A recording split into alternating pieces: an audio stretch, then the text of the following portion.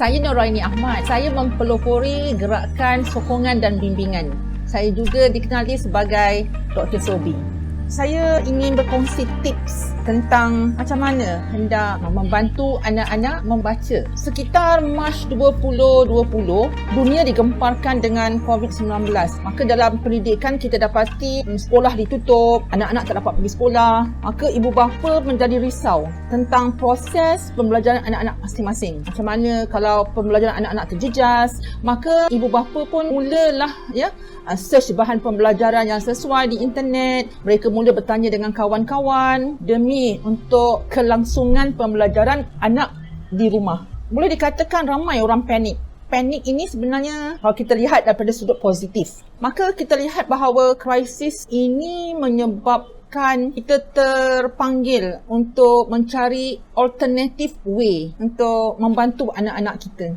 Saya selalu berpandangan positif tentang pendidikan anak-anak. Pada saya, ibu bapa perlu bijak dan ambil kesempatan daripada krisis yang berlaku ini supaya walaupun mereka, iaitu ibu bapa anda dan juga anak-anak anda berada di rumah, tapi kelangsungan pembelajaran perlu diteruskan. Ibu bapa work from home, anak-anak anda bercuti kerana sekolah ditutup. Jadi apa yang perlu ibu bapa fikirkan supaya anak-anak terus belajar? Jadi kerisauan disebabkan sekolah tutup itu sepatutnya tidak berlaku apabila krisis melanda dunia. Saya memikirkan ibu bapa telah melakukan pelbagai cara yang saya selalu sebut sebagai satu perancangan strategik bagi membantu pembelajaran anak-anak. Pasti ini berlaku. Saya ni dalam bidang pendidikan khas tuan dan puan-puan, kita perlu merancang aktiviti pembelajaran anak-anak tentunya mengikut umur mereka. Ada anak-anak tuan-tuan dan puan-puan di taska, ada juga di prasekolah, ada di tahap sekolah rendah, ada di sekolah menengah.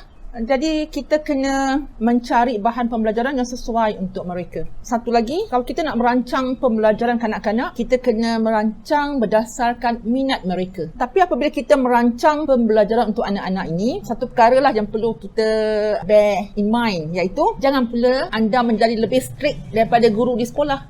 Begitu. Ibu bapa perlu faham bahawa proses pembelajaran ini merupakan satu proses yang berterusan. Ada tindakan susulan yang perlu dilakukan, bertanya, memberi motivasi dan sebagainya. Saya pasti anda semua telah menjadi sebahagian daripada proses pembelajaran anak masing-masing. Saya mengandaikan tentulah wujud satu dilema. Macam mana nak bantu? Kita semua sedar kebanyakan ibu bapa tidak mendapat pelatihan formal tentang pedagogi dan juga kurikulum. Contohlah diri saya sendiri. Apabila saya mengajar dalam pendidikan khas, saya mengajar komponen jahitan dan perkebunan. Jadi ini tentulah berada di luar kebiasaan saya. Jadi saya perlu belajar. Saya perlu mencari alternatif lain supaya saya boleh mengajar secara berkesan kepada murid-murid saya tentang jahitan dan juga perkebunan. Cuma saya merasa beruntung sedikit kerana saya memang boleh menjahit, pernah pergi kelas menjahit sebab tu tunggu keputusan SPM lama dulu. Perkebunan memang satu yang saya minat buat terapi untuk diri saya. Jadi saya mengambil cabaran untuk mengajar murid-murid saya komponen jahitan dan perkebunan. Kalau nak dikira saya punya background, saya adalah guru TESOL. Saya lebih minat untuk mengajar bahasa. Tapi sebagai guru saya tak boleh menolak. Jadi meletakkan diri saya dalam dilema tuan-tuan, puan-puan yang hendak membantu anak-anak dalam proses pembelajaran sewaktu COVID ini. Ada dua perkara yang menjadi faktor penyumbang utama, iaitu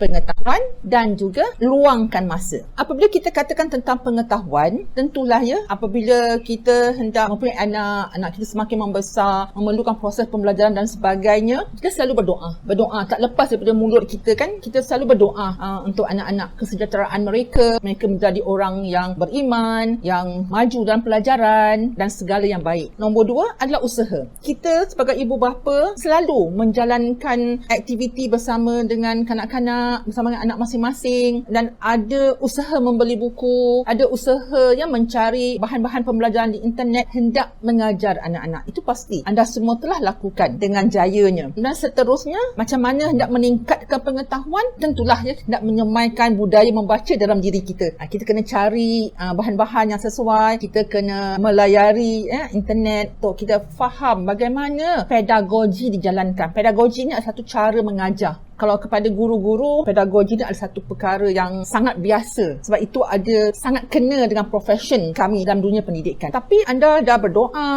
memang usaha dah dijalankan, ya, dah mula membaca. Sampai satu ketika hendak mengajar, walaupun anak-anak kita sendiri, kadang-kadang itu adalah sukar, ya. Sebab kita tak sabar agaknya. Kita nak cepat supaya anak kita cepat pandai membaca, dapat menguasai kemahiran, mula kita panik. Nasihat saya, elakkan panik, usah panik. Begitulah sekiranya ya anda dapati bahawa tips-tips yang saya beri ini bermanfaat untuk anda.